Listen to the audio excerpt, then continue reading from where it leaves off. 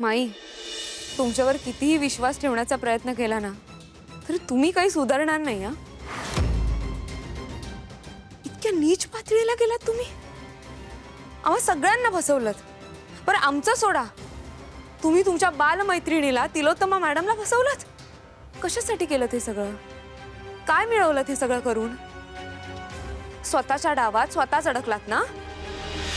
तुमच्याकडनं एक कानाखाली बसलीच आहे। खरं तर माझी इच्छा आहे की सणसणी तिचे एक कानपडात मारावी, पण काय आहे ना, तुझ्यात आणि माझ्यात फरक आहे। माझ्या सानिकाचा वापर करून इतक्या खालच्या पातळीवर उतरलीस तू। अनामिका हीच सानिका आहे असं सगळ्यांना सांगितलं, आणि हे सांगताना हिला जराही लाज वाटली नाही। इतकी इतकी कपटी आणि कारस्थानी बाई आहे ही। एक मिनिट, म्हणजे ही मुलगी अनामिका जी आपल्या घरात वावरते ती सानिका नाहीये?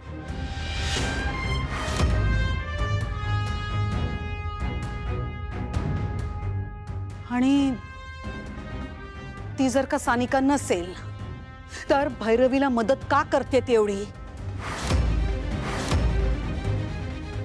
अनामिका, खरं काय ते सांग। आम्ही सगळे तुझ्या सोबत आहोत।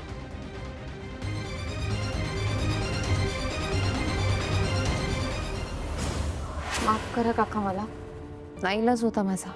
माझा माझा भाऊ माईंच्या ताब्यात आहे आणि त्यांनी गळ घातली आहे मला की त्या सांगतील तसं मला वागावंच लागेल। मी हे जे सगळं करते ना ते फक्त माझ्या भावासाठी करते। माईंकडे निष्पापांना शब्दात अडकवण्याची कला आहे, माहिती आहे मला। कला कसली? त्या बाईने ना।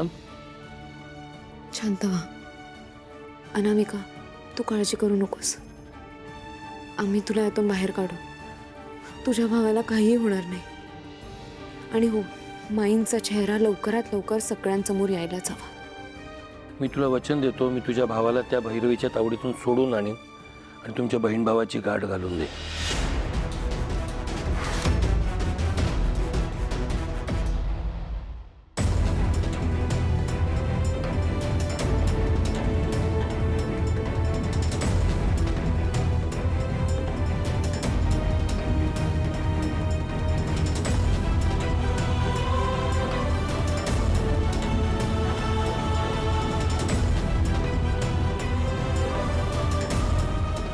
माफ करा मला, माझं खरंच चुकलंय, पण नाईलाज होता माझा। जसं माईंनी तुम्हा सगळ्यांना वेठीस धरलं होतं तसंच त्यांनी मलाही वेठीस धरलं। हे या घरच्यांच्या प्रेमात फार वावत जायचं नाही ना। आपण कशासाठी आलोय ते विसरायचं नाही।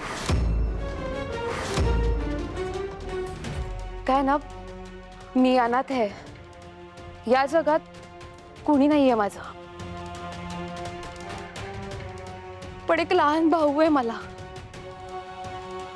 आणि तो माईंच्या ताब्यात आहे।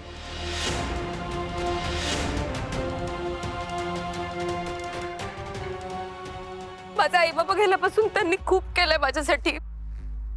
त्यांनीच सांभाळलंय मला आणि या गोष्टींमुळे मी त्यांची प्रत्येक गोष्टीमध्ये साथ देत आले।